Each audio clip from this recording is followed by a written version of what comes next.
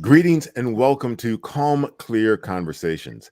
I'm Christopher Johnson of Calm, Clear Communications, and with me today is author, educator, keynote speaker, brand strategist, and a title I just absolutely love, Facilitator of Lightbulb Moments. Orly. Orly, welcome. Thank you so much, Christopher. It's great to be here. And all right, Orly Zeewy. Did I pronounce it right? Yes. For those Wonderful. of you who don't know, go on my LinkedIn profile and listen to my saying my name. That's why I love the audio portion of LinkedIn, because now people know how to say my name. Absolutely. And it's there are many ways to use those 10 seconds. Most people's names don't take up a whole 10 seconds. And you use yours to the fullest. Well, thank you. Yeah, I mean, it's kind of like a mini pitch since we're talking about pitching today. I like that smooth segue. So yeah, we're today's topic is the pitch and switching the pitch. So let's back up and define some terms. When you say pitch, what are we talking about? So it's a great question. And I think the moment people hear the word pitch, they think they're going to sell me something. And what I really try to get people to see is that what you're really pitching is you're pitching you, but you as a problem solver, you as a solution to a problem you've identified for your ideal customer.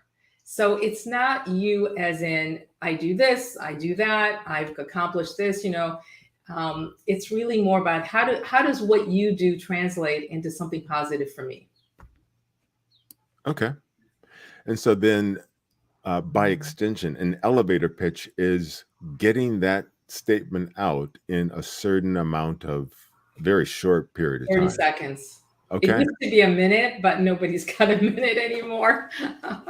Nobody's going to wait that long. A minute is a long time, actually. I mean, you know that from radio and from, just from events. But if you can't get like kind of that idea in 30 seconds, an extra 30 seconds is not going to really help you.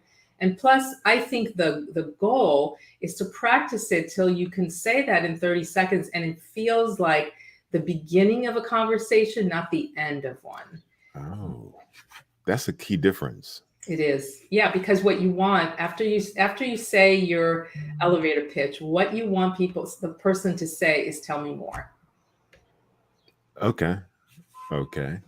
So yeah, the pitch then is an invitation to a conversation. Correct. And what people tend to do instead is use the pitch as a way to sell what they do and how they do it, which doesn't create a conversation. It shuts people down. And also, so that's really the difference, when I talk about a sales pitch versus an elevator pitch. Mm-hmm. A sales pitch, first of all, it assumes that I already know what you do, which I don't. It assumes that I care about what you do, which I really don't. And it also assumes that I'm ready to buy, which I'm not. And I talk about this in my LinkedIn with the LinkedIn profiles. It's really about building relationships. We know that social media is about building relationships. So the elevator pitch is really meant to start that relationship. And you don't start a relationship with someone by selling to them, right? You started by acknowledging something that they're struggling with and showing them that there's a solution. And then really letting them decide if this is something they want to learn more about. Okay, so a conversation, yeah, a pitch as an invitation to a conversation, and then we keep the conversation going. Right. Okay. Yeah. And the way you do that, and this is, the way you really do that is you show that you got them. You understand what they're struggling with. Yeah. So James has a really good comment here. Thanks, James. But a sales pitch is, see, again, we need to distinguish between sales and elevators. So the elevator pitch is truly a way to tell me how I solve a problem. A sales pitch is what, then you can get into details of how you've done that for other clients, so they can start to see that this is something that you have experience with. That's not what you would say in an elevator pitch, but I agree. It's always outward focused. People get confused because it's your pitch, and they get too far into the weeds about what they do, who they are, how wonderful their process, their team, whatever. We don't care about any of those things, because until we work with you, what we want to know is, what's in it for me? What do I get? How do I benefit from all that experience, all that knowledge, expertise, right? And you need to do that very succinctly, because I don't have time, and I need to know right away, because if it's not something that that's going to be helpful to me, what you say after that doesn't really matter. Okay. And all right, so why do people struggle with elevator pitches or pitches in general? Is it not comfortable with the language, or being salesy, or it sounds like there's a disconnect between how we communicate how we express ourselves, Yeah. and how we should be expressing ourselves to best get our point across. It's really, that's a great question. And I think the reason people struggle is because they're too close to it. What I have found is that you need some distance, and that's really what I do. And I help you kind of back away from yourself and really think about, okay, so who is this client? What is keeping them up at night?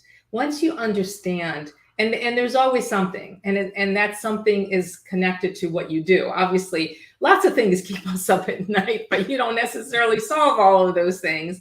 So we're really just focusing on this one. And again, because we don't have time, and you've only got those 30 seconds. And by the way, the average adult's attention span is about 9 seconds. I think it may be less now. I think it might be 8. Well, in 2000, just to give you a sense of how far we've fallen there on that, it was 12 seconds. So we are going down, not up, which is why 30 seconds is a long time. If your attention span is 9 seconds and you spend 30, that's already 3 times more than my attention span. So you better have something in there that, and again, if you say, and here's the other piece, if you say something that doesn't matter to me, I actually do not hear it. I make the connection between Times Square. This is something that I use that image when I do my presentations, because it's as if each of us is standing in the middle of Times Square, which, by the way, is the perfect storm of messaging, of advertising messaging. If you stood in the middle of Times Square, which I've done many times, you are literally surrounded by over 200 messages. And that image, that I have used that same image for 10 years. And just recently, I saw a billboard that I never even noticed. And I've been looking at the same image for 10 years. What does that tell you? It doesn't resonate with me. We only see and hear the things we care about. So that's why it's so important for you to get out of your own head and figure out what matters to your customers, your clients, and find out, what's the thing that they really get from working with you. And that doesn't come from internal, that comes from you talking to your clients. And once you know that, it becomes much easier to construct an elevator pitch that's going to resonate. Okay. So that,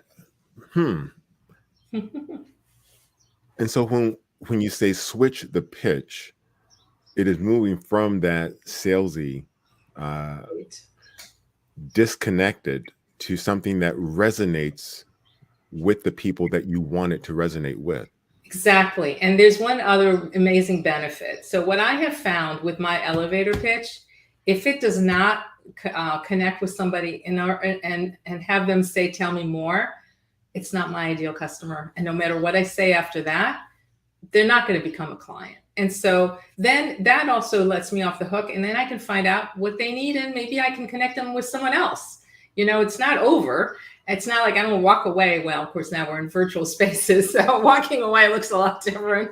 But the idea is that, there's 2 reasons why your elevator pitch doesn't land. One is you're not talking to the right person, and 2, you haven't really identified what matters to them. And instead, it is, the moment it's about you, it's a sales pitch. Right. Now I'm telling you how, and this is why when people start with how wonderful their product is and their team, that is not the place to begin.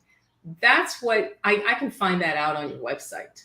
But the elevator pitch, again, you've got 30 seconds. What do they need to know? They need to know, do you understand my problem? That's honestly, that's the main thing. And it's taken me quite a long time to understand the real problem that I solve. Mm-hmm. And it wasn't what I was saying, many years ago. And what I've realized is that, I do one thing. I make fuzzy clear. That is my superpower.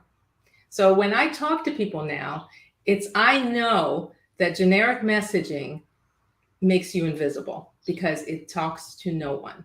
And when we are in the middle of Times Square trying to be heard, talking to no one makes you invisible.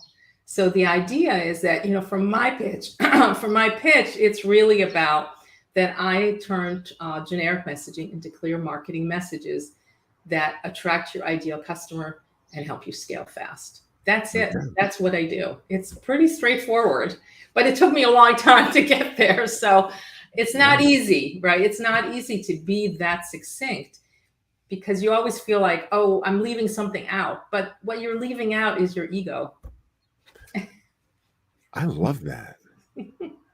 Now, all right. And the image of Times Square brought to me the cacophony of chaos that Yeah. we just walk through, and we are oblivious to so much that just whatever doesn't resonate is invisible. It's invisible. Like I said, it's invisible. And out of those 200 messages, maybe you see 5 and maybe you remember 2. Now, as part of that, though, with the elevator pitch, with the switched, enhanced, focused pitch, it can resonate and then this still not be an ideal client. And that's okay. And that's okay. And that can still be useful in terms of networking because going back to the Times Square, if I see an ad and I know someone who they need that service. Exactly. Yes. And actually it's something that people don't understand. And this is something that gets kind of lost. It's not just about pitching you. It's about giving somebody a tool to refer people to you who actually need what you've said. So to your point, Christopher, it's absolutely true. And, it's not, so I always say, that the clarity is about helping people find you, buy you, and refer you. Those 3 things. Wait a second. All right. So the pitch helps people find you, buy you, and then refer you. And all of those need to be easy. Yeah. Need to be easy because, ultimately, again, it's not about you. I know it's your elevator pitch, right? But ultimately it's the value that you provide that helps someone do something that they couldn't do before. And that takes a lot of work to figure. I mean, I've spent years trying to figure out, which is why, I built a whole process around this, because there is a way to do it, but you have to first get clear on who you are. Then you have to get clear on who your ideal customer is. And by the way, spoiler alert, it's not everyone. Because a lot of times this is how we end up with generic messaging, because we think, well, everyone's our customer. Well, sure, everyone could be your customer, but are they really? And also you can't market to everyone because you don't have that kind of budget. Even companies like Nike who spend, I think it's $190 million a year in marketing, which by the way is about 10% of their gross, which, just as a little aside, that should be how much you're spending on marketing is 10%, which nobody does. But the reality is that it's really not about you, right? It's not about you. I mean, that's why it's so hard to do, because you are trying to figure out something about you that's not about you. And that becomes really hard to do. And that is the perspective that we are too close to ourselves. Okay. Exactly. And because we're too close, we're focused on what energizes us, which, we do this because we love doing it. There's something about it that, energizes us, that makes us feel good about, our contribution. But that's our own why. What we need to come up with is the why that resonates with the person who's going to want this. And that's more complicated, but it's not impossible. It can absolutely be done. But that's why so many people struggle, is because, they lead with kind of what resonates for them, and then they don't understand why people don't get excited because, about it as well. So I would invite those that are watching, whether live or on replay, to put their questions regarding the pitch in the chat. What are you thinking about it? And how can we help you? How can your question be addressed and answered? So Mindy, I see here, focus on the client, not on yourself. I'm gonna push that a little further. Focus on the client's problem and not on you, right? So it's understanding what's keeping them up at night, understanding a real problem that you've come up and you've found a solution to. That's what you want to really focus on, because when they hear a solution to a problem that really means something to them, they think, oh my God, this person gets me. And that moves the focus away from you and more on how you're helping someone else. Okay, that makes sense. And again, those three things that we get by honing the pitch, making it easy for customers to Find buy, you. First, they have to find you. Yeah. Find us, buy from us, and then refer us. Refer us. Yeah. Okay. Thanks for the thumbs up, Mindy. Appreciate that. I like how we've just shorthanded everything. So now, I know you heard, and I know that meant something. So that's good. I love that. I love that we have symbols for that. Well, and see, that's a light bulb moment. That's why I call myself a facilitator of lightbulb moments. Yeah. Exactly. And you know what? All right. So teaching and education, those are just magical moments. When your students get it. Yes. Yeah. When you see that light bulb, oh, it's like, okay. Yeah. Yeah, exactly. And that's what good teachers live for, is that aha moment in their students. And I'm lucky enough that I get to do that with my clients and my students. So it's really fun. Lori mentioned something about advocacy, and it's funny because I actually teach a class on how to create advocates for sustainable practices. And advocacy is all about getting everybody on the same page. And in order to do that, you need to understand what's motivating the other person. And that's more important. That's what motivates you. I mean, we know what motivates you. You're looking for more clients. You're looking to grow your business. Maybe you're looking to become a TEDx speaker, or whatever your personal motivations. But that has to do with ego, and has to do with you finding, recognition. And that's about your brand, your own personal brand. But the advocacy happens when you can connect something with someone who gets it, wants it, and actually wants to help you spread the word. That's a very different relationship than just doing something because they're feeding your business or your own brand. Yeah. True. Cheerleaders.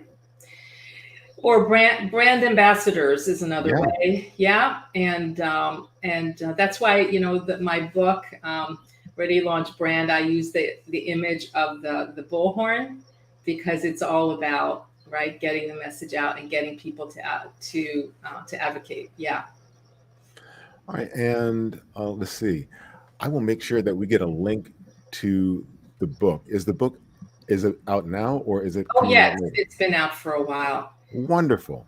And it's on Amazon, and and also you can get it through my publisher, Routledge, and Lori says, what if what you are doing for the customer is more about an aspiration than a problem? Now, that's really an interesting question, Lori, because I think it all comes down to aspiration, isn't it? I mean, if you have a problem, you aspire to do something, that solves it, but that does something in the world. I work with a lot of disruptors and a lot of people who are doing something to change the status quo.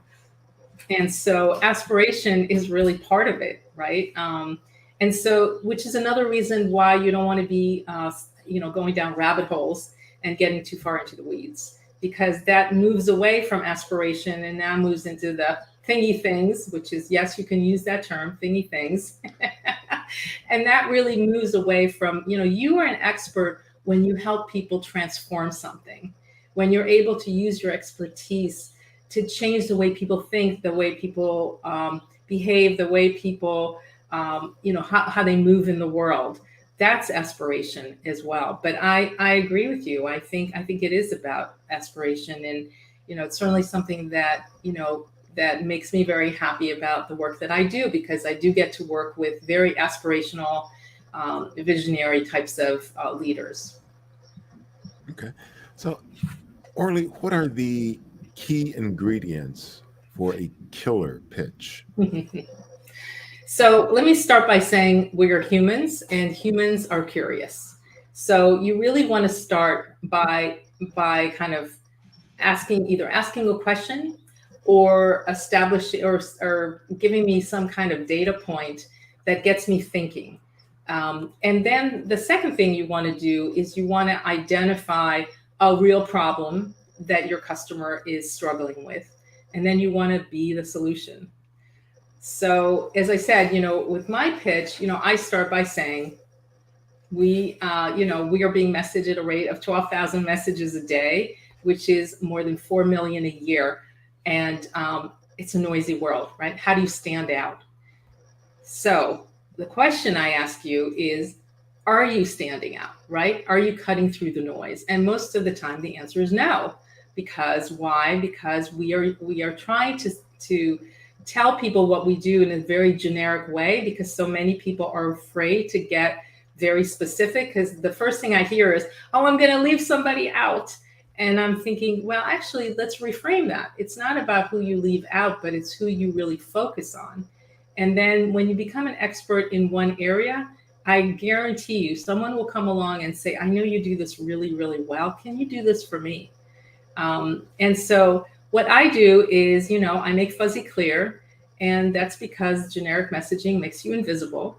And what I do is I translate generic messaging into clear marketing messages that help you attract your ideal client and scale fast.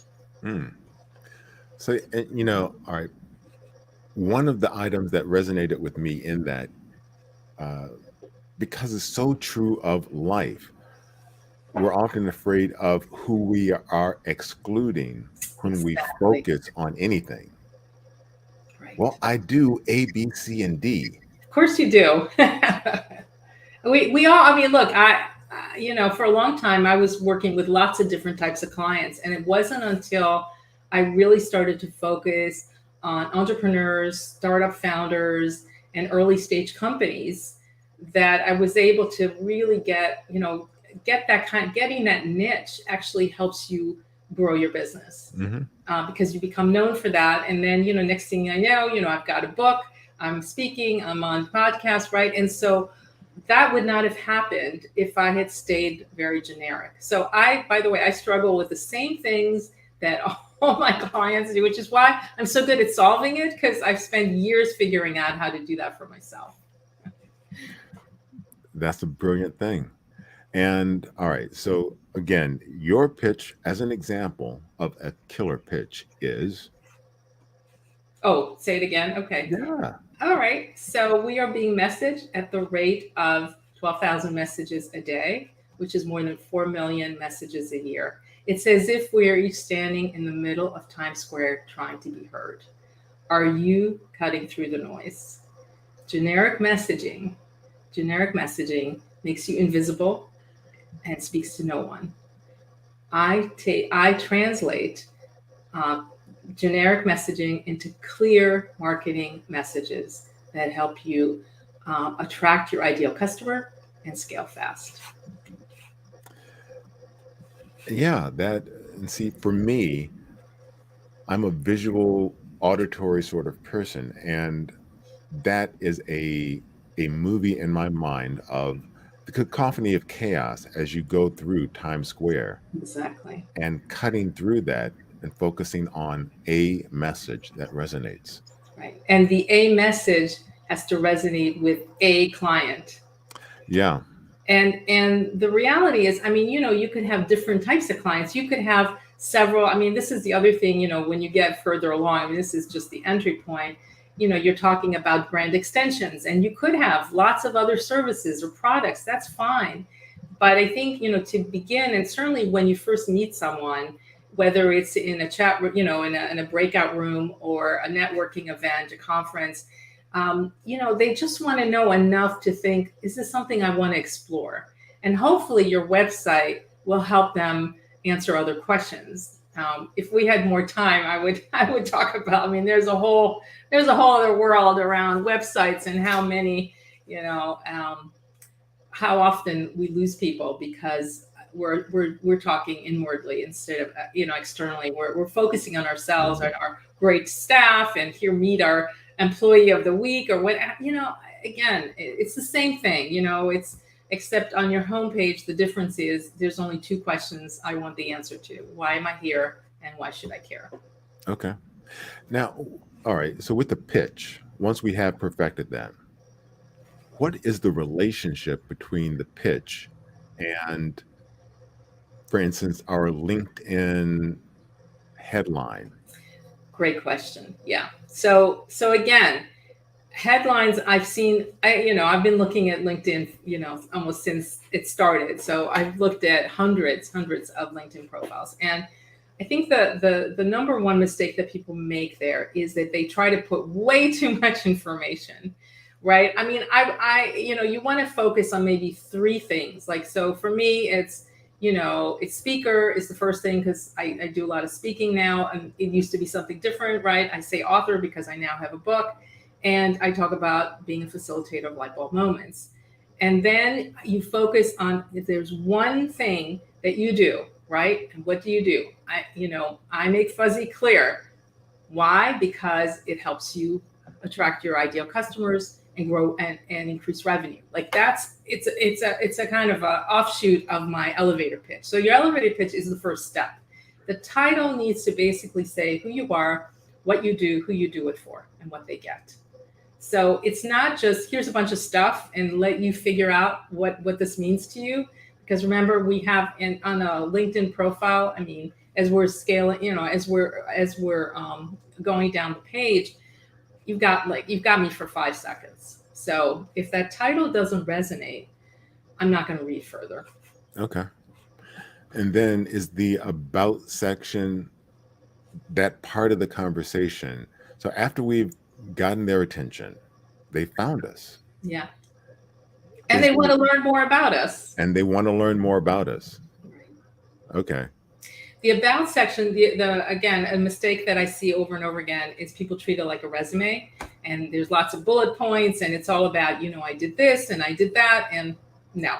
Again, it's going to shut people down because that's about you. Instead, you want to quickly identify what you do that helps build the trust factor, and then help me understand not just what you do, but how that gets translated into transformative action for an ideal client. So I, think about an example. I'm a fan of show me, don't tell me. And then you really just want just enough information. And then the thing that people forget is they forget to put in a call to action. What do you want people to do? Because they're right here. If they're reading, you've got their attention for maybe 3 seconds. Okay. So don't make me work to find how to get nobody's going to go off of LinkedIn and then go find you. They're just not going to do that. And now with all the hyperlinks, it makes it really easy. I mean, I have a link to my calendar, so you can literally just book yourself a discovery session. Okay. And are you open to people reaching out and connecting with you on LinkedIn? Oh, absolutely. I mean, that's where you'll find me. I do have a Twitter account, and I used to be more involved on Twitter. And I do sometimes, I mean, I do use it, but for different reasons. That's more about book related things and speaking. But LinkedIn is really my platform of choice. And yeah, absolutely. I would encourage people to do that. And if they want to, they can schedule a discovery session with All right. me. And I would encourage them when they reach out, personalize the invite. Oh, yes, please. And tell me where Yeah, you found me through here. exactly. Yeah. Mention that you watched her on this program and something that you are going to do, are going to implement as a direct result. That would be lovely. I'd be very happy to hear that. Thank you, Christopher. That's a great idea. I had thought of that. I do. Wow. I will say that I never connect with somebody without sending them a note.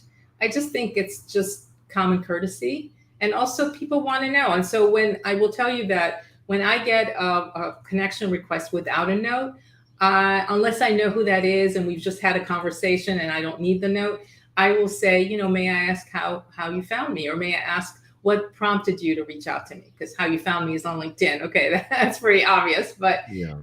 but I always I always ask, and of course the other thing I'm going to just say about all that is really resist the urge to want to pitch right away on LinkedIn, because there's nothing worse than connect and pitch. So wait, but you just told us how to craft a perfect pitch. You But don't want to hear it the second we connect? well, first of all, an elevator pitch has a very different purpose. It is not a LinkedIn request. Now, what I have found works really well, and I appreciate that in others when people say, thank you for connecting, and just curious, have you been having trouble with XYZ? Here's a resource. Here's something that may be helpful. Let me know. Happy to send it to you. And so I have lots of articles, and now I can also connect them with this LinkedIn Live. But I find that then it's just a resource, and if somebody doesn't want it, that's fine too. Absolutely. Absolutely. Now, changing gears, we are more than what we do. Uh, I imagine because you are one who educates, who facilitates light bulb moments, I imagine you are a voracious reader. Indeed. What is the last book that you read that you'd recommend? Oh, I'm actually, well, there's two books I'm reading because I always read at least 2 or 3 books at a time. Brene Brown, the journal, is it Journal of Wait. My Heart? Atlas? Atlas of My Heart. Oh, Yeah, love it's that such a book. good book. Great. And it's just an amazing book, really. And then the other one is Ways of Walking, which is a very dear friend who's an author herself, Anne DeForest, and she compiled all these stories around walking. And it's just such a great read. And there's 25 stories, and including hers about walking. And yeah, so I'm reading that as well. Yeah. All right. So I'm trying to, feverishly type at I the beg your same pardon? time. You're trying to do what? Feverishly type so I can capture all these things. And so the second book that you mentioned was Ways of Walking. Ways of Walking. And it's edited by Anne DeForest, and it's 25 stories on walking. I really love that. The Oh, title it's and these, it's intriguing. It is intriguing. And it's everything from, walking through mountains, walking through cities. She grew up in Los Angeles where nobody walks. And so her story is all about, how being now Philadelphian, how she's had to learn to walk. Anyway, it's just a really, it's just a really fun book to read. Okay.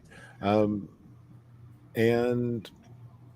what about other media, podcasts, TV shows? Is there something that has captured your attention that should be shared? So, there's the TEDx, the TED Hour, which I listen to, and then Chakra Vedante, Vedante. Oh, Hidden Brain. Hidden Brain. I love that podcast. And The Moth, I also love that. And anything around storytelling, I have to say, Yeah. because I'm a born storyteller, so that's kind of my jam. And so I will add to the book list Matthew Dick's Storyworthy. Hmm. So he has I know won that. the moth 70 times. Oh, wow. Uh, and his book Storyworthy talks about, and he also did a TED talk about it, capturing, remembering, collecting the stories of our lives. Hmm. So every day, just write down, you know, the 3 or 4 things that happened that day, Huh. and What a great idea. try and make, you know, what's the story behind any one of those things? Hmm. Well, we all have a story to tell, don't we? We do. And We most do. of And us don't think that they're worthy of telling, which I find so odd because I love stories, and that's actually part of what I love about my job is I get to hear all these different founder stories, which is really fun. yeah, and I like listening to founder stories because it is the origin story, in terms of like superhero parlance, or Right. it's the origin story of the why they are there. And why they do what they do. Yeah. I mean, the reason I've ended up working with founders and startups and entrepreneurs is because I come from generations of entrepreneurs on my father's side. And not surprising, you will not be surprised to hear that on my mother's side, I come from generations of educators. Go figure. So much for Something we share. it's like, yeah, right? Both of my parents were educators, There you so go. yeah, I Yeah. never stood a chance. It's in the DNA. You can't. I tried to escape it for a long time, and the truth is, I've been an educator my entire life. So it just you can't escape it. It's just there. Um, yeah, Lori said something about storyteller who's recommending that the customer is the hero of your story. Actually, that's one of my talks is how to become the hero in your customer's journey, because I think that is ultimately, you were mentioning about aspiration. I think it's the same thing. It's we aspire to be a hero, right? And as someone who's working with our clients, we want them to see us as the hero in their story as well. So the two they kind of go hand in hand. Okay. And let me see. So your website Yep, is, I got Zeewy.com. that right. Pretty easy. Right. And then you have the link to my book. I think I sent that to you as well. The Lean Market Guide. It's Ready Launch Brand, the Lean Marketing Guide for Startups. Okay. And here is that. So, And also, I have a giveaway that I gave you the link for, which is how the five tips on becoming a customer magnet,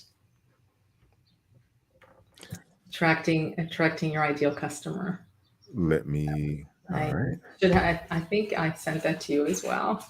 I always like to give a Double little. check. I always like to give a gift when I do a talk.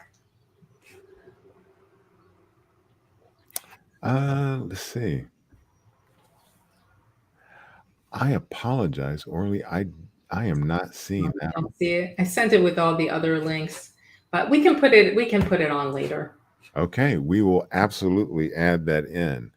Um, and so this has just been a delightful, fun conversation. Thank you. Likewise. Uh, I encourage everyone to reach out, connect with Orly, make the LinkedIn invitation personal. So personalize it. Share something that you've learned. Uh, in the comments, we've given resources, books that we've read and recommend, things that you can do, a link to Orly's book.